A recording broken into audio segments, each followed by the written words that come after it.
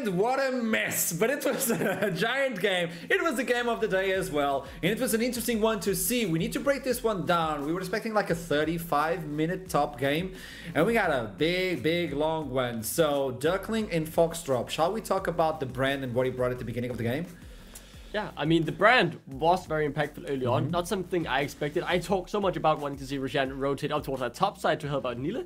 But turns out the bot lane was where the magic was happening. But those dives early on, building that early game lead, really impressive. Especially doing that with such a jungler like Brand is very hard to execute. Romy in particular doing a good job blocking up the targets. Well played all around by the 3 members down towards that bot side.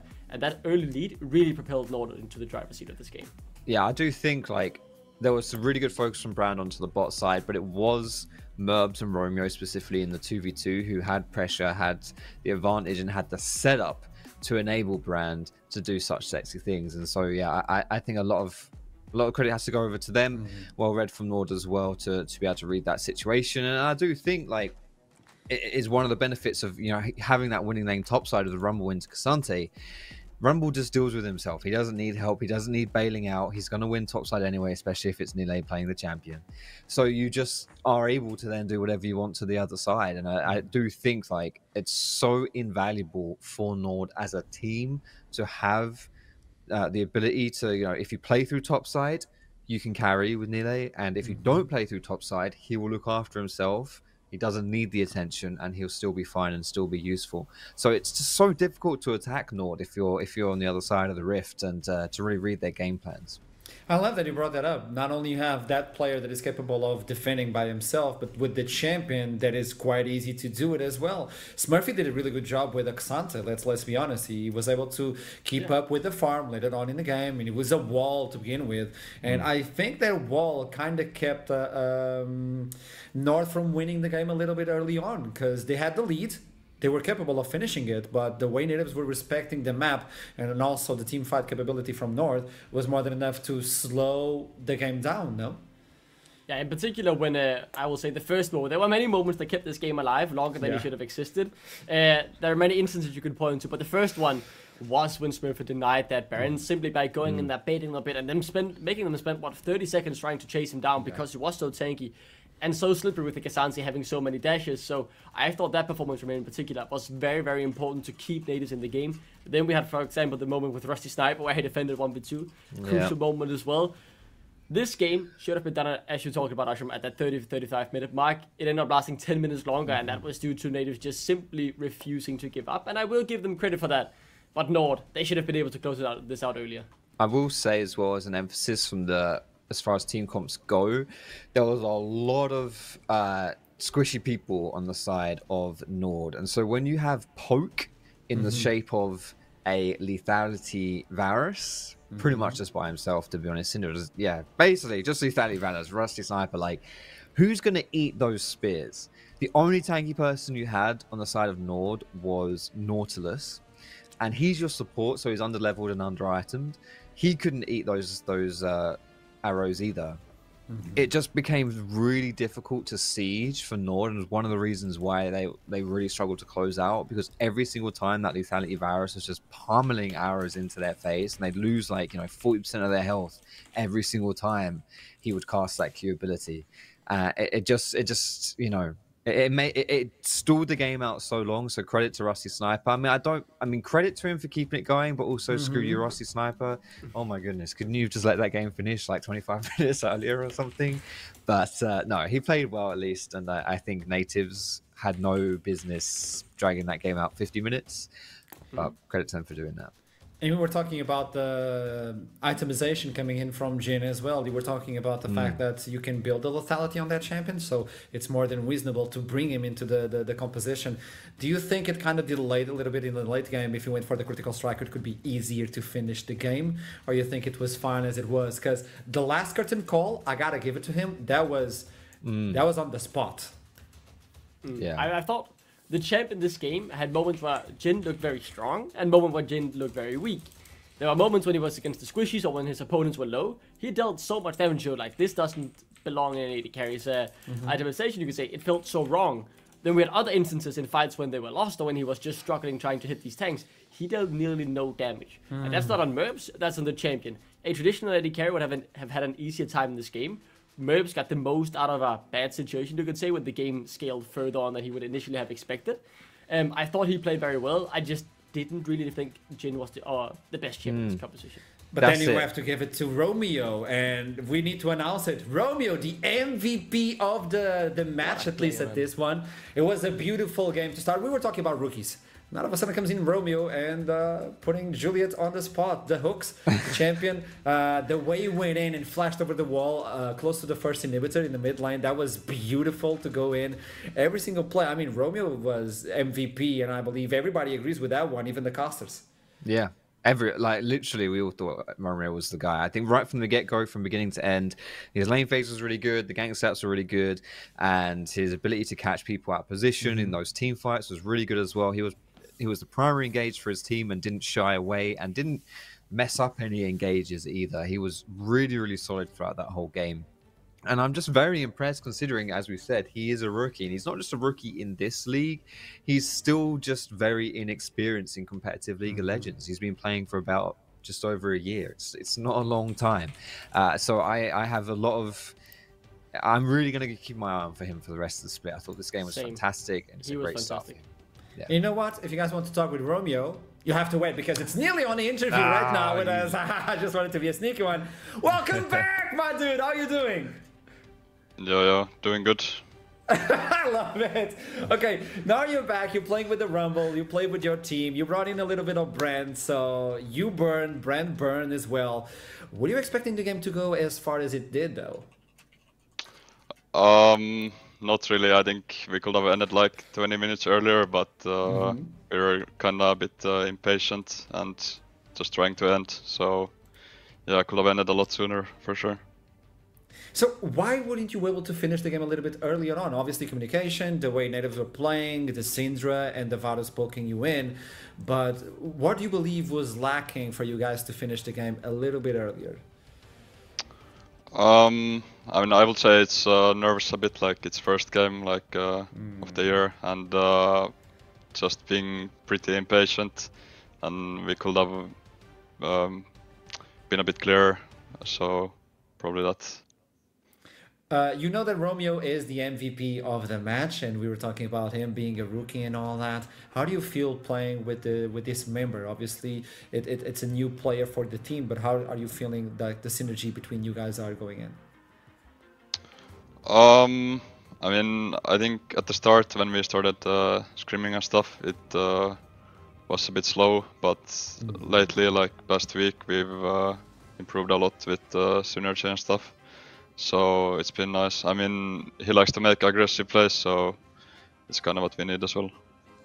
The final one, Nile, and I'll let you go after this victory. You need to rest. That was a long, long game. If you had to pick a different team instead of Nord to stay at the top of the ladder at the end of the split, who do you think is going to take it? I mean, I guess I have to say my old team Verdant that I was in for the past year. So probably Verdant. I love it. Well, you started with the right foot. Congratulations on that one. I want to see you tomorrow as well. You're going to play tomorrow. So best of luck. Congratulations. And I'll see you soon, Nile. All right. Thanks. I love that. The polar opposite personalities from that interview. Right? Yes, they're the most I love hyped out individual. And Nile is just so cool, calm and collected. Kind of how he plays League, honestly. It's a bit cliche, but that's just like a good representation of how he is in the top side. And that's exactly why I went in all fired up, because I wanted to test him. I know him, and I was like, I'm going to test him yet again, because I know he's going to give me 0, so let's do it again. And that's him. Nile is comfortable. And he was talking about the team that could go the top of the ladder, if not for Nord. I'm surprised about his answer, to be honest. I was expecting something else, but well, let's see as the split goes on. And Okay. I was waiting to see if we got anything else, but what we do have is the opportunity to talk about the next game. We got Nord already with the first one. What can we say about the second one? We have Venom Crest versus Lightside. It's an interesting one. Yeah, I'm quite excited about this matchup actually. Two new teams joining us here in the NLC, and I think the expectations of both of these teams are going to be quite like unidentified. You know, I don't think, you know, we'll recognize some of the names obviously on the teams, but to be honest, straight out of it, it's definitely something where, you know, they're hard for us to really judge to begin with. I'm gonna be really excited to see specifically the top side combination here for Lundqvist, like the Swedish organization and having a Swedish top and jungle. I think is definitely expecting some Swedish synergy coming through from there. And on the other side, actually for Venomcrest, it's the opposite side of the map. I think Dreadhound and Pashi here can actually have an opportunity to surprise us, potentially be one of the top 3 bots in NLC at the end of the split. That is the wrong game. It's 100. You're 100% correct. I was looking at my submissions, and it's DMG versus Lions Creed. I've got You're 100% correct. Okay, I'm just living in the future, mate. We played that game already. We got a sneak peek already, folks. So let's go back to DMG versus Can Lions we Creed. just clip that and then for the next game, just play that video at the end of this one? Sorry, that's my bad. It is not Venomcrest versus Lundqvist. No, it's Lions Creed versus DMG.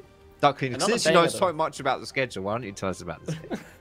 I mean, this game is obviously gonna be very hype, right? Lions Creed, I think it's fair to say, if you look at it pound for pound, the best roster we have in our league, that's the super team, that's the team to beat. And DMG are coming in with something we know a bit about, something we don't know much about, and some rookies.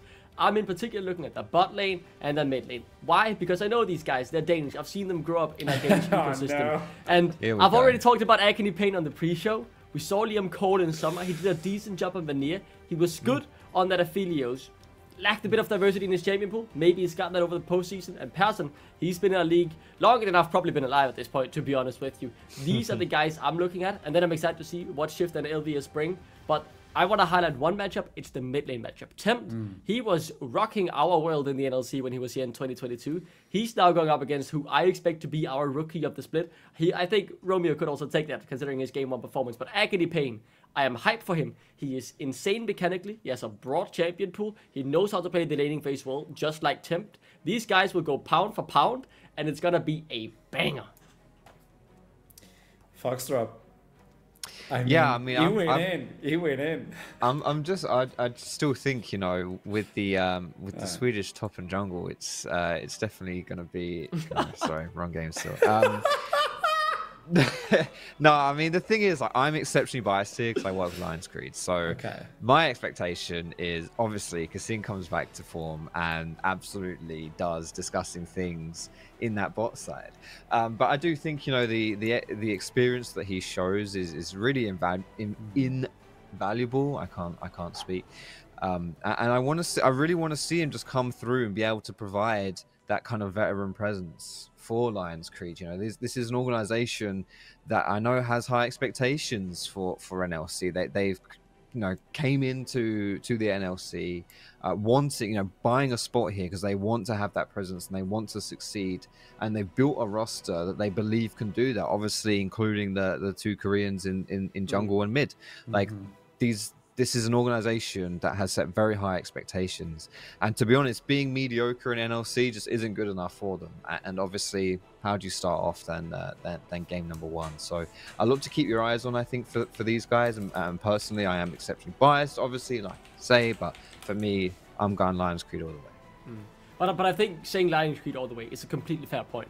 They are the super team in our league. They are the team to beat. They have the best roster on paper. If you look at the players and what they have achieved during their careers, it is understandable you say that. I've also predicted Lions Creed to win this game, but I think there is a chance for upset. I don't want to write DMG off. I think a lot of people have, because you don't look at them and say this is a top 4 team, but I think they can make it into a playoffs if this roster clicks like I expect them to. So I think this game will be more interesting than people expect, but Lions Creed, with that said, are still the major favorites. We're getting the stable bans right now. 6 of them are gone. The first pick will go for Lions Creed. There we go. We change it up. And Bandera is coming in with the Vados. You obviously don't want to show the entire hand, especially because the Rumble has been banned away. But the Cassante is available. If you have the Cassante, you don't have the Rumble. I think the Udine is more than a valid choice, and Banderas is more than comfortable to play with that one. So I don't see the priority for the Cassante right now. That's the Aphelios, baby. That's the Aphelios we just talked about. I just mentioned how we saw Liam Cole be a monster in this during the summer season of NLC just last year. He was insane on the champion. When Vanir won, it was because Liam Cole was on that Aphelios. So taking that, despite him not being in the best place in the meta, it's understandable. Get him on some combo champion in his first game. Excited to see what he does there. And I like the Orianna pick as well. Yeah, I really like Liam Cole on that Aphelios too.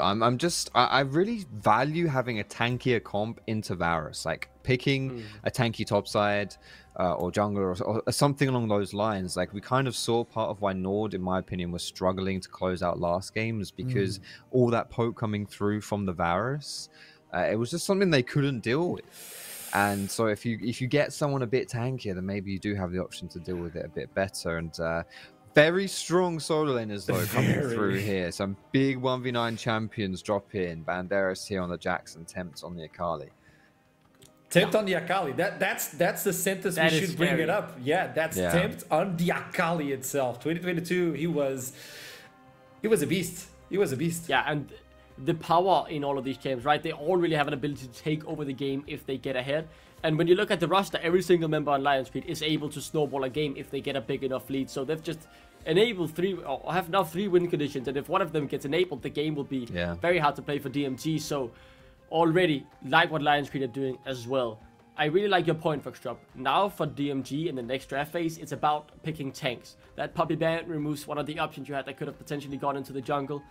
So good ban there from Lions Creed. They want to trim that tank pool as much as possible. Maybe the K'Sante, just get him off the table or something along those lines. For DMD though, they are deciding to ban away some engage opportunities. Since they have pick support themselves, they'll trim that pool as much as possible and maybe just ban one more support here. I'm liking a potential Vi here, honestly, for DMG specifically. I don't think there's enough early pressure from Lions Creed so far in what they've drafted to really threaten Vi, which is in my opinion one of Vi's pseudo weaknesses, is like that pre-6 stage. But there are certainly targets that you want to slap down, lock down, and just, you know, be able to pummel in and dogpile. You've already got an Orianna as well, which combos very nicely with Vi. It's going to be a Jarvan instead. Now, honestly, Jarvan and Vi are very similar champions as far as what they do. They jump in and they isolate targets. So yeah, everything, the stuff I've said there is still, you know, your Orianna delivery. You should be able to pick out the Varus specifically here. So it's a very, very strong combo and a good takeaway as well for Lions Creed, because that could have been quite a strong pick against them. Now this I'm in love. The Xin That's a Zhao. strong pick. I like that. Kissing with his Zillion hover, of course, man. I missed that. That's been a while. Yeah, these 4 picks, they just all scream power, right? You all have the ability to make plays with this pick as well. They are going all out, man. What a spicy draft. There's a brand this jungle bot lane. and now Blitzcrank. I'm so sad. It's my favorite champions, man. Keep your eyes on this bot lane. There will be action down there. I have no doubt about that. If Persson and Liam Cole make it out of this bot lane, they could look to take over the game, but I'm afraid they will be put miles behind. I like the K'Sante. You get some more tankiness to your roster. I think the last 2 picks are completely fine and good for DMG, but I like what Lions Creed have done. They're going to be throwing everything at the kitchen sink down towards that bot lane to build up a lead for Jinjo. If Liam Cole and Persson survive this, they have survived the ultimate test of getting through a laning phase here in the NLC. DMG brings in a stable roster, a stable composition, the Orianna, the delivery system, the K'Sante. You have the AD carry that is capable of surviving because of the scout on Person's hands. But then you have Banderas with the Jax, Tempt with Akali, and Kassim bringing in the Blitzcrank. This is an all-star game. Lions Creed coming in versus DMG. But to go into the Summoners Rift, we have to send it to the casters. It's Eragon and Himprain. How you doing? I'm doing good. Well, they're on camera there, but hello and welcome back. We're getting ready to go into the second game of the day. This is the one where, with the new point and betting system we have for the NLC predictions, this is the one where if DMG win, a lot of people go broke. This like I voted DMG. Thank you for bringing it up. I did vote DMG. Everyone went 5 points into Lions Creed, and I mean, I'm a be real with you. I understand why you did it. I just like to be controversial. I've got faith though, because genuinely, that's a really, really nice bot lane drafted for them. I think they've got themselves some pretty solid tools here, Aragon. Yeah, no, absolutely. I think there's not a lot of life in DMG's draft, whereas the side of Lion's Creed, they just balls to the wall. You know, they just go, right? Yeah. From the get-go, they can absolutely play. They play for bot side with the Blitzcrank hooks. Blitzcrank really good into Milio. Knockup's great into that champion and his cleanses. But yeah, so I'd expect them to go bot side and play through that lane. Whereas the side of DMG, you don't really have any setup in any lane. No setup top side, no setup mid. You just have a bit of push mid pre-6. Orianna famously loses that matchup post-6 and inside lane. And bot lane, yes, you can get push bot as well, but that makes them quite susceptible. So I'd expect Jarvan to shadow that bot side and make plays, not too proactively, but maybe with an invade with the priority early, but also shadowing. I think that's the best course of action for him. Yeah, we'll have to see once we get onto the Rift what the game plan will be for these teams and for these guys. Again, last time we had a game where, you know, there was a heavy priority on those Void Mites, and, you know, we didn't see too many early towers going with it. It was kind of like a constant snowball of towers, one after the other going down. So you're kind of getting your value not in plate gold, but just in being able to get pressure on the map with it. Obviously, this time around, haven't got that brand jungle, maybe not as susceptible to maybe getting caught out, but obviously then a little bit slower on things like the Void Mites and the Baron and, you know, all of those neutral objectives. But looks like we are ready to go into the game. See Lions Creed versus DMG here for our second game of the spring split. Yeah, I'm going to look for some vision, probably maybe a cheeky hook early, but it's going to be pretty hard versus Jarvan flag vision, right? So the level 1 might be a bit neutralized in that regard. As this game goes on, though, it's going to be really interesting because the map has changed a lot. Okay, and this is something I don't see people talking about very often. But with the map changes, flanks are pretty easy to do, right? There is a lot more open space, especially down bot side around that dragon. As a bit of posturing, nothing going to happen really, nothing going to happen really in terms of the hook. But yeah, when it comes to mid-game dragon fights, which is inevitably what the game's going to come down to, flanking. And I want to see Lions Creed on these flanks, Banderas, Tempt on Akali and Jax, find them and find their way onto Liam Cole, because that's how you break their front-to-back team composition. They have 2 tanks in front, Control Mage, Enchanter, and a Eddie Carry. That's about as stock standard as you can get, so I want them to break that. Yes, absolutely. Well, it looks like Banderas is doing a little bit of Scouting. A little bit of scouting, a little bit of a bit cheeky, gathering. Shift did not see him, and now he's in danger. He has to flash early from Banderas. That is really big. Well, that's incredibly frustrating. Loses flash. That's they hit his proactivity, and if it ever gets caught by Xin Zhao, he's dead, right? Assuming he doesn't have EQ up. Still, Banderas loses nothing for this. I love this from Banderas because it takes a few seconds of his time. If LV5 maybe, LVS rather, pulled the wave, potentially lose a couple minions, but still. Gonna concede Prio now. This matchup generally became a bit more Cassante favored with the removal of Divine Sunder, because you don't have the sustain to play with anymore. You can't play the War attrition with sustain. Instead, you've got to play Wave Clear with Titanic, and I believe Black Cleaver is the go-to now. Still, surprising though, it's Banderas, and he didn't blind pick Cassante or anything crazy like Fiora. This guy, if you guys don't know him, he is a player that will split push to your Nexus playing Fiora and Camille. He's that kind of guy. He's very annoying. I have played against him myself. So, yeah, not going to lock that in. Instead, going to go with a stock standard Jax. Not that you can't do that with Jax. And because of that, I expect Void Griffs to be in attention early. Yeah, I really think Johan is going to want to get his hands on that, especially the fact that now Shift obviously blew that flash. Will be up by the time the Void Grubs are up, but it could give, as you can see here, the opportunity to find Shift. Shift, he's already used the flag and drag. He doesn't have the flash. Johan, one more auto with the free Talon strike, and down he goes. Takes the Wolves, takes the kill. There's the pressure. Yep, absolute disaster. Without that flash, he clears, full clear slowly downwards. Johan knows he's going to do that. Finds him there, and Banderas gonna flash forward. Oh, he missed the knock. He missed the counter-strike. Put the name of the ability there. Didn't get the stun down. Really rough. Yeah, the confidence and the veterancy of this roster, you can see it, right? You can absolutely see it. They're not afraid to go invade. They don't have the jitters. They're flashing forward. Banderas looking for that solo kill. LVS managing to get out, space a little bit. I think minions helped him out a little bit there. Jax being minion blocked, so he couldn't land the counter-strike perfectly. Still. My eyes are on the Xin Zhao. Johan on the Xin Zhao, because he can do anything here. He could play for bot side. He could play for top side. The world is his oyster. Mid lane, probably not so much because of the lack of setup, but he could play to get push in mid and then move down as well. He absolutely could. Well, he also could just play to try and see if he can find Shift again. Shift is on the other side of the map, luckily for Shift. So he will be able to get this crab uncontested. I'm sure Johan had pretty good information and pretty good like understanding, but odds are Shift was just going to try and take the other crab from him. Well, Johan he has most of his camps were respawning, so he just went in for a little bit of information gathering and Shift. Is he going to go for this play?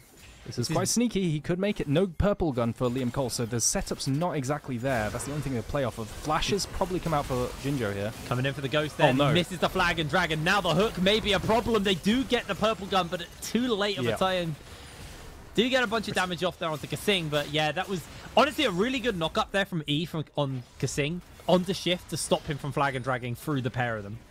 Yeah, of course, purple gun comes out afterwards. Still, unfortunately, yeah, exactly. The EQ doesn't quite connect, and that's what they needed. Still, no summoners popped, actually. Only the heal for Jinjo, so best case scenario for LC there. Yeah, I think they're going to be pretty happy with that one. As can see that the Void Mites will be spawning up, and both junglers are going to be moving in that area. We'll see if Shift wants to contest this.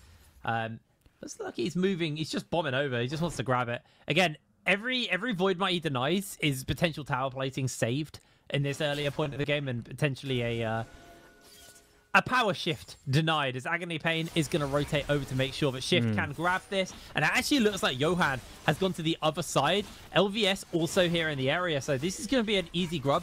They're not actually splitting the damage between all of them, so they are going to announce they're doing the Void Grubs by taking them out one by one, but Shift is going to be able to grab these two, and that's a pretty good start for him at this front. Yeah, makes sense. Makes sense. Orianna having the priority on the Akali pre-6 is pretty normal. Now Orianna just dinging over 6, Banderas the same. All the solo laners on the 530 wave dinging 6 now, and I can imagine that the next set of Void Grubs will probably go over to LC, but take a look at this. Playing between the wave. This is becoming more and more common. Take a look at how close that bush is to the lane. If you try to walk past, you are just getting jumped on by Johan there, and Liam Cole doesn't have a flash to play with, so they can't do anything. You can see Shift is trying to make a beeline down to bot side to bail them out of the situation. It's absolutely horrible. But look at the size of the wave they're losing. It's absolutely it's rough. Massive. That's like 2.5 waves just stacked up, and there's nothing Liam Cole can do about it. He just has to accept it. He's going to try and move in on the wave. Liam Cole, no summoner spells. They do put some healing onto him, but he is taken down. Shift trying to make his way over, but Jinjo not going to get in range because Sing's going to have that hook coming back up fairly soon, and Shift gets the wave, I guess, but that is really going to be it. They are going to go in for the dive. They find the knock-up. They find the pop down onto him, and it's a beautiful dive. A massive farm denial. Look at the CS difference between Liam Cole and Jinjo. Really, really rough. Oh, it's just looking a bit like a Diffie in the Jiffy, isn't it? This jungle is looking extremely rough for Shift, and he has to try and make something work. He's the only one who can bridge the gap to mid-game here, and it's not going well. Of course, they can't really scale as well, right? They have that to fall back on, but if they fall too far behind here, and I can imagine some dragons and grubbies are going to come up, and LC are going to take them. So, not what you want to see in your first debut in the NLC as DMG, but still got a full game to go. Yep, you still have a lot of time. They are going to be able to shove a wave in and then have to just reset on that bot side. Liam Cole just wants to try and stay somewhat relevant in the lane. Just goes in back spies a longsword. And yeah, I need to see Shift actually try and set his team up. He obviously did a good job of getting that Rift Herald, but because it got announced so early, because they didn't split the damage, it gave Johan time to know exactly what he was going to be doing, knowing that the jungle was not in the area. As Agony Pain just trying to get a little bit of poke off. Here comes the ultimate. Temp's trying to jump in. Temp actually losing a lot of HP. Flashes out from the shockwave. Person coming in beautifully with the save. Just to make sure that Temp can't assassinate his mid laner. Nice shadow from Pearson there. Yeah, really nice. Opening through mid into bot side. The only problem I have is I think we're just going to keep getting a rinse and repeat of the mid into bot plays. Because now Akali wins the 1v1 into the Orianna and gets prior and can actually move, whereas a control mage doesn't typically want to do that, right? So I could see this happening a lot more. Temp pushing mid as well as with Johan and just zoning them off CS. Oh, it's brutal, man. They can't. I would not want to be Liam Cole. The worst thing is Liam Cole has to have his jungler nearby. If he comes too close, then he's losing experience. He's already 2 levels down to Jinjo. Like, this is really, really rough. Just dinging over to level 5.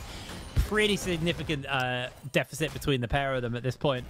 And yeah, it's the red side jungle, isn't it? It's the same as last game. We actually saw the exact same thing happening to Rusty Sniper on this Varus. Just permanently dove, permanently slow pushed into crashed, and nothing you can do really, except for having your jungler shadow there. And Tempt getting push, and Bander is potentially looking for a kill here, but I don't think he can.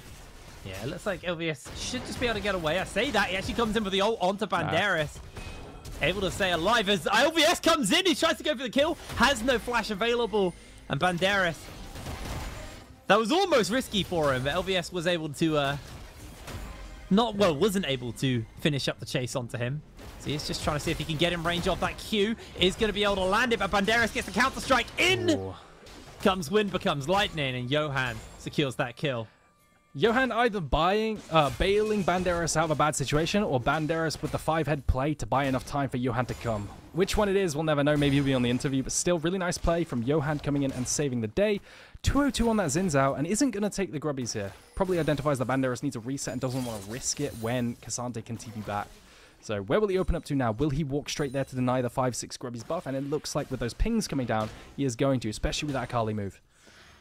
Yeah, although you did see the potential of what LVS can do there. It does not have his ultimate back up, though, so that is a bit of a difference maker on that one, as the grubs have spawned. The main thing is, because Shift got those first 3, he denies that 5 stack of Void grubs from the enemy team. So you do have at least, you know, a narrow win in that sense, as Agony Pain, at this point, doesn't have as much mid lane control as he did last time, so is just going to be trying to catch this wave as best as possible, and Johan will just be trading out. So it'll be 3 stacks on the Void grubs either side, and not really more they can do about that one. It looks like the attention actually has gone into the mid lane as Tempt forced to use the ultimate to escape. Still, nothing going to really respawn in that time. He's going to have ultimate for this next dragon. Not the end of the world, just some kill pressure and roaming potential gone. Still going to be able to farm up and be a Kali in the side lane later on. Liam Cole, man. He's on his staple of Aphelios. He absolutely loves it. He hates being called a one-trick Aphelios, though. I've seen that on Twitter. Gonna be engaged on Liam Cole with the red-white. Gonna get the push in, hopefully with Pearson to back him up. And you can see Shift has been living here, man. He has had no choice but to absolutely live here out of fear of his bot lane getting engaged on a gank by Johan. So, crashing every wave. Every single time they have a dilemma, can they crash or not? Oh, little micro fig as well. All the chains come in. They use the heal. They got the knockup. They use everything. They pin him in place. Beautiful reactions. In they flash forward. Liam Cole. He's almost got the damage. He makes it work, and Shift survives. DMG. No. Beautifully played, but in comes Johan for a cheeky triple. Shifts away. The flash forward. Can he chase anymore? I don't think he can. The ghost was popped by Liam Cole. They may lose this tower, though. I haven't seen a flash smite kill in about 10 patches because they nerfed the damage to about 30. Still, really good kill from Johan. I wonder if he could have waited till the EQ to dash, as Kasing's going to force this back. This is going to be really big, actually. Now, the Milio, Pearson, is going to be later to lane and not be able to ward as well. This dragon probably just, by default, goes up to LC because of this. Shift, not only because of the dragon, Shift also has to come down into this side of the jungle just to make sure that Liam Cole can make it to lane again. Because they didn't know where Johan was. He could very easily have still been there. So just playing that, you know, ultra careful. They don't even take the plates of the tower. So Jinzhou can get as much gold injected into him as possible. He's got his Hubris now finished up as well. So he's already got full item. Hubris is super interesting as an item, right? I never normally get super nerdy about items, but this one's really cool. It actually, I've seen regularly Senna's getting about 140 AD from this item, which is unheard of, right? Muramana, which is one of the highest AD items of Ravenous Hydra, gets about 70 for reference. So this passive, especially in solo queue, can add up. I can't wait to see what it does in a competitive setting, whether or not he thinks this game is bloody enough to get a bunch of takedowns. So gonna keep track on that and watch his statue AD. Gonna be incredibly interesting as LC look for this dragon vision.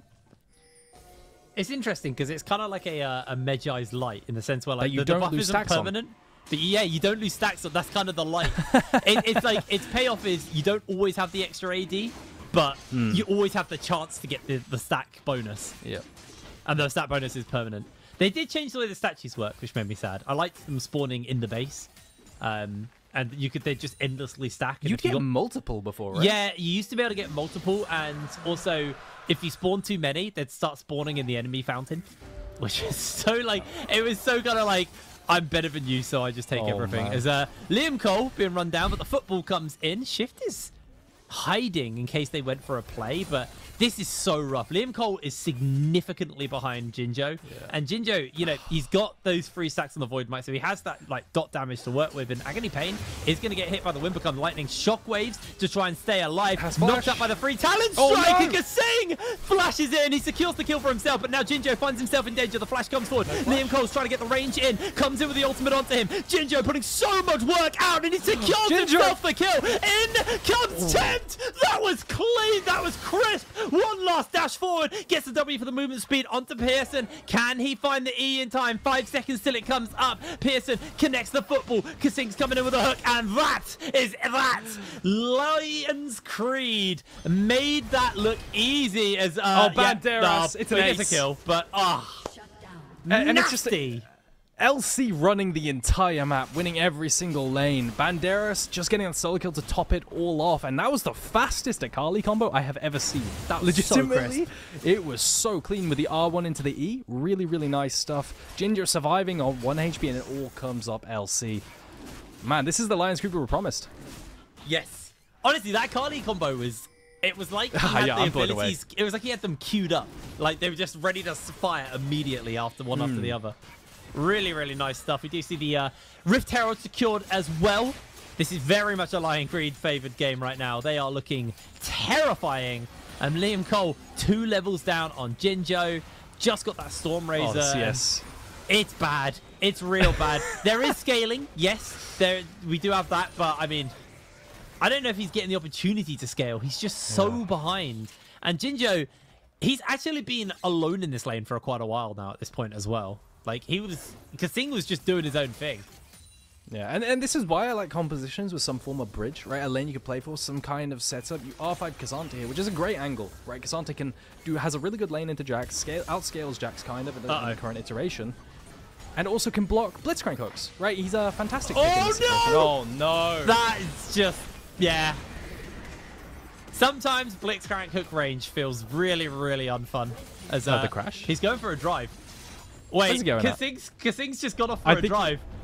Oh, he's actually insane, though, no? No, he's not. he's really not, my guy. I mean, he puts it in the right lane. No, no. I forget. Kasing's our only British player, right? Or he's having fun. And this is how he's repping us. Yeah, oh, God. Come on, man. He's had a good game. Yeah, it's great. The hooks are really on point. Our Frozen Heart's completed already. He's an absolute menace, and you see the power of the Blitzcrank into the Milio. Can't cleanse a hook, right? You're just getting pulled, so absolutely brutal. And I think, honestly, Lions Creed going forward, teams have to be wary of this jungle bot lane synergy. Yeah. I think the other lanes, soul lanes, have done great, but this jungle bot lane synergy, where they've had invades and played around bot lane really well with the setup, is a force to be reckoned with. Kind of terrifying. You're absolutely right. It's LVS. He's getting jumped onto. He does not have a team, by the way. That is 4 people on the other side, and he has lost most of his HP. Kasing just flashes in. That's cyberbullying, my guy. Yeah, maybe no W cooldown for K'Sante to unstoppable it. Does it matter? No, he would just get dove on the next wave still. Yeah, Banderas is chilling. He's had a lot of help this lane, and he's used it well, in fairness, managing to get solo kill, but I would love to be Banderas on this team. I'm not gonna lie. Yeah. He has a great time as... No, another one shift. He finds himself knocked up. Not going to get that second knock up onto him. No hook. It's a fairly lengthy cooldown still. Did use it a moment earlier. Is that... Yeah, Jax just doing Jax things. That's 2 towers very quickly. I dread to think what happens when the Hullbreaker comes in. Because that item... still... So, I think Hullbreaker died a little bit. Do you? With the changes. Yeah. So it's good. It's statistically the most cost-efficient item as a ball delivery might come through. Yeah, well, they may try and go for it. Shift able to secure himself a 1-for-1 trade there. In comes the backup, but they've got themselves the lockdown. They've got themselves the damage. No shockwave to work with, and LVS goes down. Liam Cole, he's like 15 minutes off being a champion, so there's not really much they can do there. So, what are good things for DMG right now? Because, I mean, it's rough, but I think something you can look at is Lions Creed don't have that much damage for Nash, right? You have a Lethality Varus and a Kali mid. It's not going to be that great, so they can't really rush it. DMG have a timer where Lions Creed are probably going to secure Soul. That's probably how much time they have to scale up, get as many items on in Cole's inventory as possible. But looking at that crit cloak makes me sad. Yeah. It's rough. It's a hard real one. rough. I mean, they're so far off being able to, you know, actively use Liam Cole. And we know he's a very, very capable Aphelios, but he's just been so far put down in this game. He's 5,000 gold almost between him and Jinjo. It's an astronomical gap to come back from. You know, the rest of the team are also down. I mean, the overall gold, 27k to 40. Like, that is absolutely bonkers. A 13,000 gold gap at 19 minutes.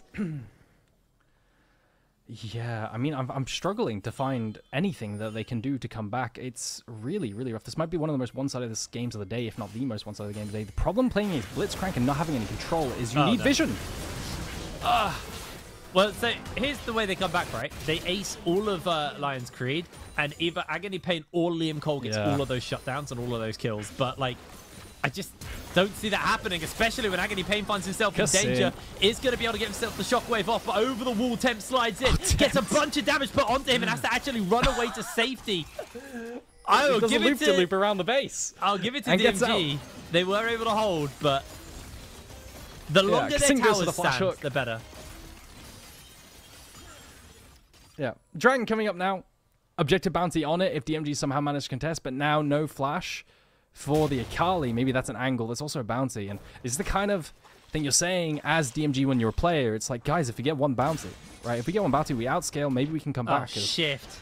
Once again. He's 4 levels down. He has to Cataclysm. He has to get the heal from Person out. They do get the knockup. They actually get a whole bunch of damage down. He's going to ult. Liam Cole's going to try and jump in and secure himself the shutdown. But the kill goes to LVS. That is the worst person you could give the shutdown to. They need to get damage on their carries. And they secure it on their top lane.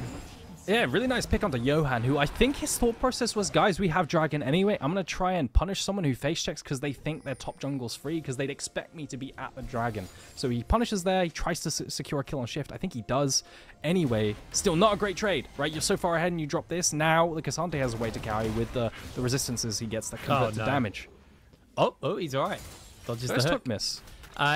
Yeah, actually might be the first hook miss, actually. That was really, really a little bit wide, but it doesn't matter.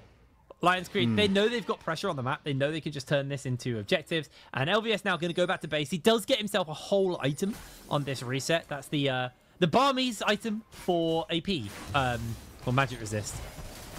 So... Baron started up. It's relatively slow, right? But they might just be so far ahead that they're so ahead of the curve it doesn't matter, and they can still one-shot it. Yeah, it does look like it's just going to go over. It's not even going to be contested, right? Lions Creed going to take this, probably play for... I mean, they've gotten the tier 2s as well. Usually your first Baron is to take tier 2 towers, but now they can actually threaten the base probably with a 1-3-1 coming out from the Jax and the Akali, with Xin Zhao's anti-engage coming in the mid lane in case they get engaged onto. TP coming down bot side from Temp now as they try to collapse. Maybe this is the play. Yeah, it looks like a... Akali ults too much, isn't it? They can't go for it. It's so hard. It's so hard. I mean, Agony Pain... Tempt got the Storm Surge, got the Shadow Flame. Shadow Flame, I feel like a lot of people focus heavily on Storm Surge as an item. I think Shadow Flame had such a glow up in this new season. I love like the kind of execute side of it where you get that crit when they're below 35% HP on your damage. It's such a beautiful item. And champions like the Akalis, the LeBlancs, you know, those AP assassins, it just favors them so much. Yeah, absolutely. I think the only downside to Shadow Flame is that cost. I think it's the most expensive AP item outside Deathcap still. It's the Grubbies angle. They're going to be able to siege this 1-3-1. Akali's down bot side. If you try to collapse on Akali, he gets out. But Johan... They're going for it. Cataclysm onto multiple members. Banderas makes quick work of it in. Jumps Liam Cole, trying to put some damage down onto them. Shockwave lands onto Banderas. Banderas flashes away. 3-man knockout comes in. Johan low HP. LVS has to just jump away as Kasing is chasing them down. Comes in with a hook. Lands it onto LVS. There's going to be the chains of corruption as well. LVS throws down the W to try and get himself out to safety. Is able to use all of those dips and dives and dodges to break away. away, but 23 minutes on the clock, and this is just looking decisive here from the side of Lions Creed. They're into the base, 2 inhibitors down.